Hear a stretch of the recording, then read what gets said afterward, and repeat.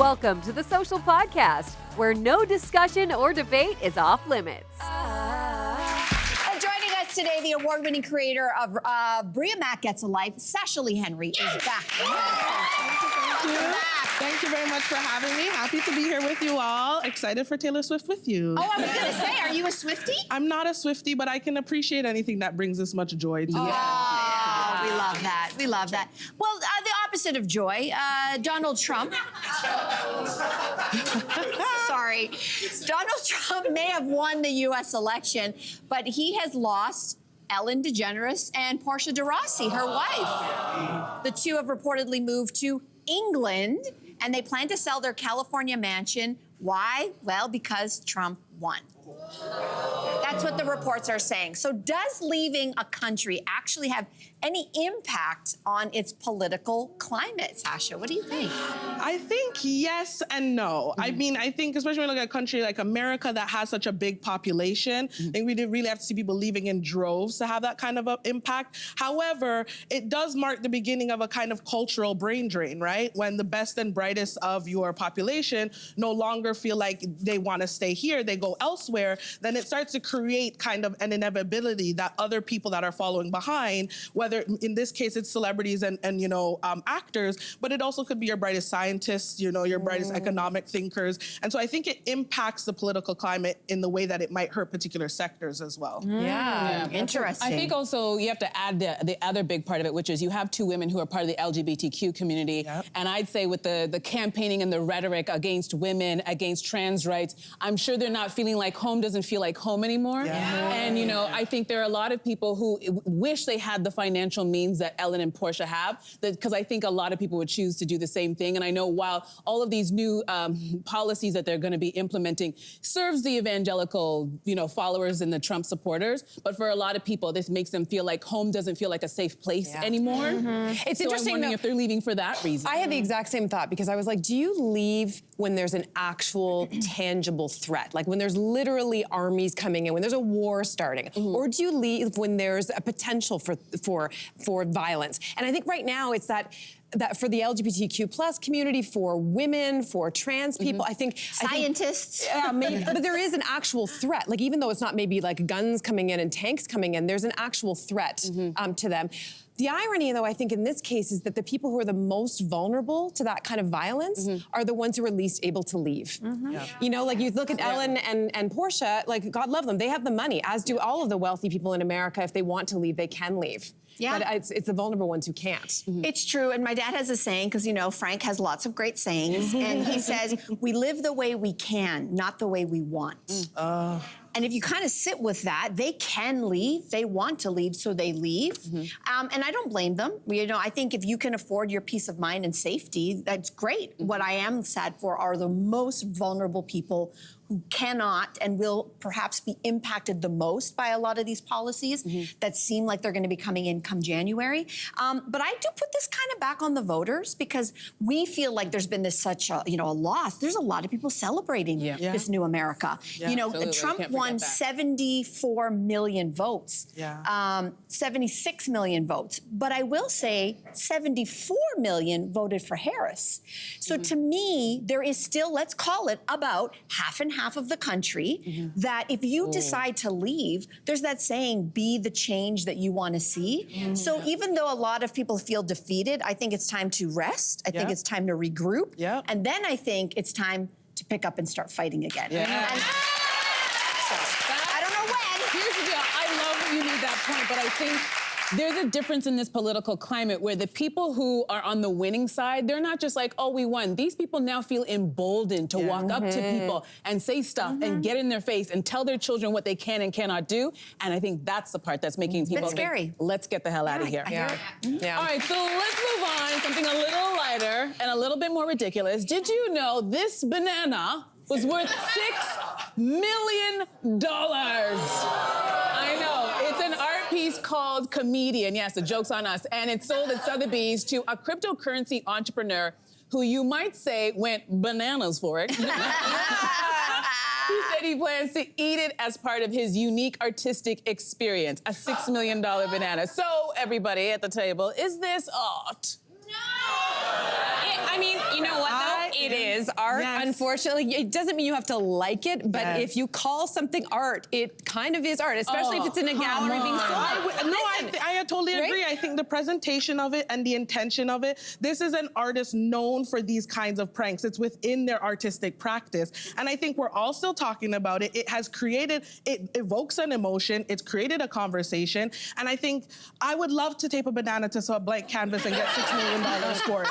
And it should be the crypto guy who's spending his $6 million on that too. There's no one else to do with it. So it's so weird though, the way that we perceive art. Like even when you think about art that we think of as traditionally aesthetically pleasing, like, and pick an impressionist artist like Monet, okay? So even if you got a really skilled artist to recreate perfectly a work of Monet, would it be worth the same to anyone? No. So why? There's a perceived value when it comes to things that are historical, that have created conversation, that maybe someone— It's a banana, Cynthia. I know. It's a banana. It's what I'm saying. I'm drawing attention. I'm drawing attention. Then there's art in every grocery store and convenience store. There totally is. It's up to the artist then to go into that grocery store and take great pictures or perceive it or interpret it or display it a particular way, and then the grocery store can become art. I had art yesterday. I put it in a smoothie and I ate art yesterday. Wow. I think that the art world is the biggest scam, and I think what's brilliant about the art world, and I think we should all think about this, is not the art or whatever people are calling art, whether it's a banana or a Monet. It's that you have a group of people who have convinced very rich people that these things are worth millions of dollars, and that, my friend, is the art. That's a scam. That's the scam. That's a scam. Forget the casinos and crypto. The art world is the biggest scam. Did you guys know that a lot of the most famous art museums around the world don't know whether they have fakes or reals on the wall? Really? There's an amazing documentary. What is it called again? I'm gonna find the name of it for you guys in a second. Made You Look. You guys have to watch it. The biggest scam is the art world. I just think, I don't, listen, art, it's not my world. I think this is like what rich people do with their money when they have nothing else to do with their money. Oh my God, but art is so important, guys. No, I get it. I'm not having on art. No. I am looking at this because I don't understand the art world. I don't understand art history. That's like Jessica Allen's realm.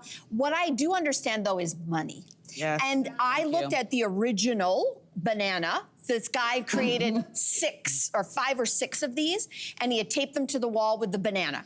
And each of those he sold for $120,000 to $150,000, which is already stupid money, right? You shouldn't be spending that.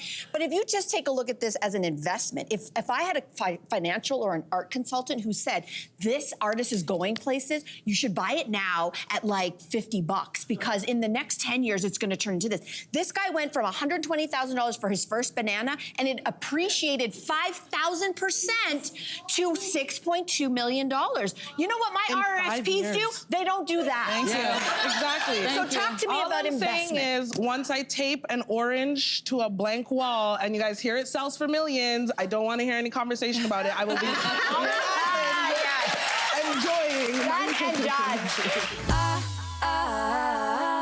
Absolutely. And before we get started, I want to let people know that I'll be selling this fan that's taped to the table for $6 million after the show. So get in touch with me. It's art, people. It's art. All right, okay. I hope it sells. All right, kids. All right, so theater kids, if you're hoping to sing along to the Wicked movie, well, you're going to be anything but popular. AMC is warning fans not to channel their inner Glinda or Elphaba and enjoy the movie in silence. Yes. Should you be able to sing in the theater? Yes. We only have one. We have 2 yeses and the rest are no's in the audience. What do you guys say? The answer is obviously yes. I'll tell you why. There's 3 really good reasons. Number 1, you're talking about one of the most beloved Broadway musicals in the history of Broadway. It made its debut over 20 years ago, which means you've got generations who've grown up and know all the songs. That's number 1. It's a musical. Number 2, we're also still in the post-pandemic era. People are still craving a communal experience. I think it's one of the superpowers of Taylor Swift is People are there to enjoy something as a community. And I say that because when the Eras movie tour came out, or the movie came out, I took my daughter and all of her friends, and the moms went. There was not one butt in one seat. This was in the middle of the movie, and there's my little Swiftie, and there's the movie screen, and everyone's changing bracelets and dancing, and that was so beautiful. And finally, number 3, with the dawn of streaming, if you want to stay quiet, stay home. That's fighting words. You know what? Hey, Cineplex Odeon, I'll stay home. But you don't want me to do that. I'm so against this, and I'll tell you why. I feel like there's different venues. If we're at a concert, and that's different, then everybody's singing. But when I'm at a movie, cinema, I want you to stay in your seat, and I want you to close your mouth. And I'll tell you what. If you're watching The Godfather, sure. No, but I'll tell you what, I went to see Bono. He did this great one-man show where he was just talking to the audience. It felt so intimate, and then every once in a while, he would break into song. And we were all so excited to be there. This ticket went, like, it was sold in 5 minutes. And when the show started, every time he started singing, there was a woman who was 3 rows back and to my left, who kept on singing along like she thought she was doing duets. She thought this was carpool karaoke, and she distracted everybody in our section from enjoying the show. And no, it's not. Not the same. I'll tell you what's not the same. Cynthia Erivo is an amazing singer. Yeah. She is a powerful, tiny little package. I came to see her perform. I know you love it, but I didn't pay money to hear you perform. So I need you to know. And let me enjoy the show. Let me enjoy it. I would go, I'm yes and no. I can see both sides. I think yes in that part of making this movie is because they know there is a huge audience existing that they're relying on to come out to the theater to warrant, I'm sure, the gajillions of dollars this movie took to get made.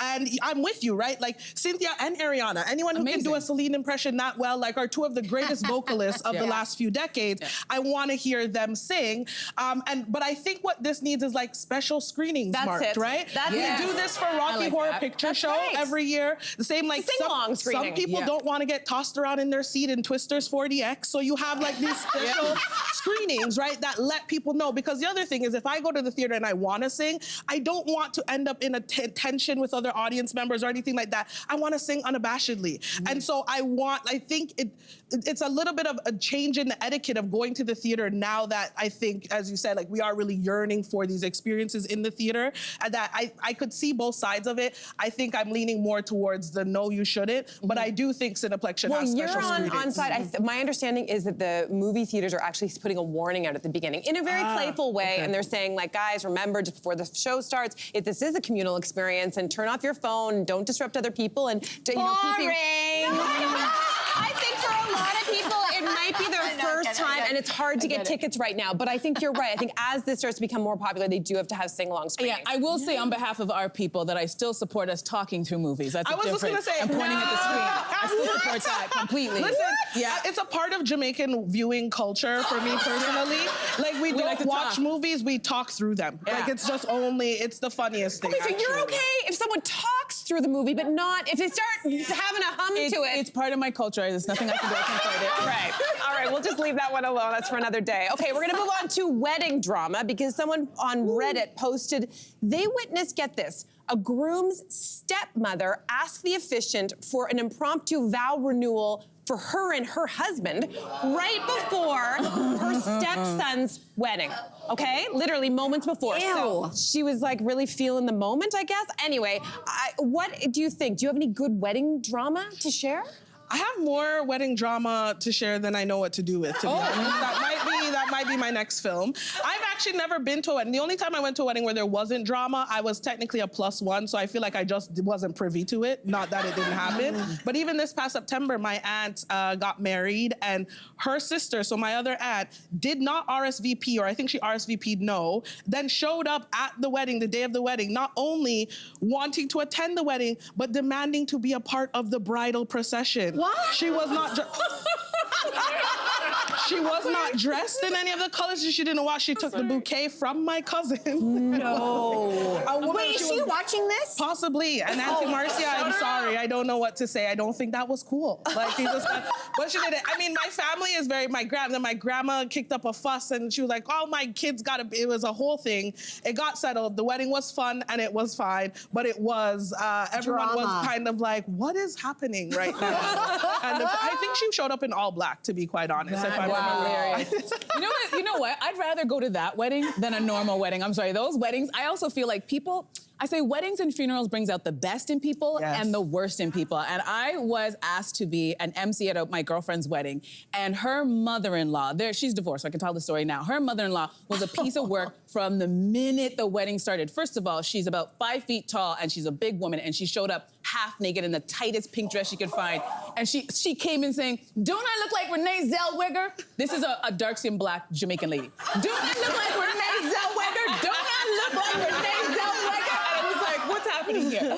So then it's time for the speech. She muddles through the speech. She didn't write anything down. She was just kind of freeballing. And then she kind of insinuated that her son was cheating on his wife that he just got married to during that speech. And everybody just kind of laughed it off. And then the pièce de résistance, the end of the wedding, I see my girlfriend, the bride, kind of looking a little like disheveled. And I'm like, what's up? And she's like, the mother-in-law is holding onto her son, and she's like, you gotta take me home because I can't find the keys to my house. You gotta take me home. And she's like, I don't have the keys. She's like, you have a key. He's like, but it's all the way downtown, and that's like so far away, and it's my wedding night. She's like, that's okay, we'll go together and we'll go get your key and then you can bring me home. And I was like, what? But I'll tell you something, memorable wedding. Memorable wedding. I say, like, I think hopefully anybody listening to any of these stories, this is the PSA. Don't pull this nonsense at any wedding that you go to. It's not about you. There is only one circumstance where this is ever okay, and that is obviously if the groom and the bride are okay with it. Like this video, where clearly the bride was in on it. She's about to throw her bouquet. She was so excited, she ends up giving it to her cousin, and then look what happens. And boom, proposal. The bride and the groom were in on it. They gave this their blessing, and everybody was happy. They were saying the whole family was in. No, the bride and the groom okayed it. You're taking their moment. This is about the people. The bride okayed it. They okayed it. Did everybody okay? Yeah, no, the bride and the groom. Andrea clearly would not be okay with this. Yes, Look, they just won't let them have their moment. Another Renee Zellweger. That's true. In the group. Well, manifest. The word manifest is Cambridge Dictionary's word of the year. So that is the practice of imagining what you want to make it more likely to happen. So do you agree with this word choice, then? I mean, agree. It's a surprising choice in a way. Doesn't it feel like like manifest was a word that was being kicked around about 5 or 6 years ago? Or even earlier. It feels very Madonna at the height of the Kabbalah era. Kind of, like, it really does. Dated. It does. And yet, you know what it is? To me, it immediately screams like it's all we have left for hope. Right? It's all we have left, which is a really sad state of affairs. I'm in my woo-woo period of life. I feel like what does that mean? I'm not discounting science, of course, but I've definitely leaned into my, I don't know, mysterious, spiritual, I can't put my finger on it. So I just don't see the harm in manifesting. And then you hear stories like this every once in a while. Jim Carrey, everyone knows him. He was a struggling comedian for years. You may have heard the story before. He was like almost at the end. He had no money left. He wrote himself a check for $10 million and he dated at Thanksgiving 1995, put it in his wallet, put it away. And then in Thanksgiving 1995 was the exact time that he got offered Dumb and Dumber, for which he was paid $10 million. Wow. I don't know. How do you feel about it? I think manifesting is great. And I do think that when you are maybe facing hardship or an uphill battle and you feel like you're out of solves, that it makes sense that this is what you kind of turn to. I think it's a great tool to help reframe your thinking and to things towards more positive. I think, and I come from a family, my dad has his $1 million check, has The Secret, he's very much that person, but manifesting without any action is treating it like magic. And I think that's when it gets tricky, that people aren't doing their part to kind of help these goals come to fruition, but think like, oh, because I said it, it's gonna happen kind of thing. And that's just the thing, like I've seen people have the vision boards, which is maybe a form of manifesting, or journaling. I would like to see the journal that says step by step what you're gonna do to get there. Because I think to your point, to me, I don't like the word manifesting. Maybe it's been co-opted by a generation that I don't understand. But also because to me, I think I have manifested, I don't use that word, but I do. Yes. I look at the goal and then I work backwards and then I get busy and I don't know. So is it a semantic? That's manifesting. That might be manifesting. To me, I just think the word manifesting is too much in your head and I'm a doer. And so to me, what I want to see this generation do is say, it's going to be hard work and I'm not scared of hard work. I know, but I think you need a little bit more than that because I mentor a lot of young people and it's really interesting because I feel like I tell them all the time, keep your blinders on and don't manifest what somebody else has. Don't look at like, oh, I wish I had her boyfriend or I wish I had her job. What do you want? If I could give you your dream job, if I could give you your dream home, if I could give you your dream life, what is it? And you'd be surprised how many people do not have an answer. They want money and they want success, but they don't know what that means. So part of the manifesting, and I manifest all the time and I amaze myself. Sometimes I wake up and I look at things that are in my house and in my life and I go, I manifested that. I thought about this. I wanted to live here. I wanted to have that sofa. Just even little things. And it's like, I think manifesting can help a lot of people. And it's not something that's in your head. You need to write it down and then you will blow your mind. Look back at that list a year from now, 2 years from now, you'll be like, I crossed that off. Yeah, but you worked hard for it. You worked hard for it. I'm not saying manifesting doesn't come with work, but I'm saying if I'm an athlete and I want to go to the Olympics, I'm already an athlete and I'm working and I'm going towards this goal. But the manifesting is, I want that gold medal. I'm not saying you sit on your couch and go, I want to be at the Olympics. No, you know that this is what you want to do and this is the goal. And I think that helps people really lock in and focus and really like check that box off. And I suggest it to everybody, young and old. I think the only downsides as I'm listening to this is the people we hear the stories like I just told you about Jim Carrey. Yeah. We don't hear the story about people who are manifesting their whole life and maybe doing the work and never got that gold medal. Those are not as interesting stories, but they exist too. So I think as long as your manifest, whatever you want to call it, is tempered with a certain amount of like, at least I know I've worked hard and I've done everything I can and maybe I need to pivot this idea of my goal and not just giving up or beating yourself up because it didn't come true in the exact same way that you wanted it to, that doesn't kill your spirit. Do you mean like having a plan B? Or a plan B or just an alternate. Like you might shoot for the moon and at least you reach the stars, as they say, right? It's true, it's true. Yeah. Sasha, we love having you here. Thanks for coming back. Thank you so much. Subscribe to the Social Podcast so you don't miss a fiery debate. Until next time, socialites.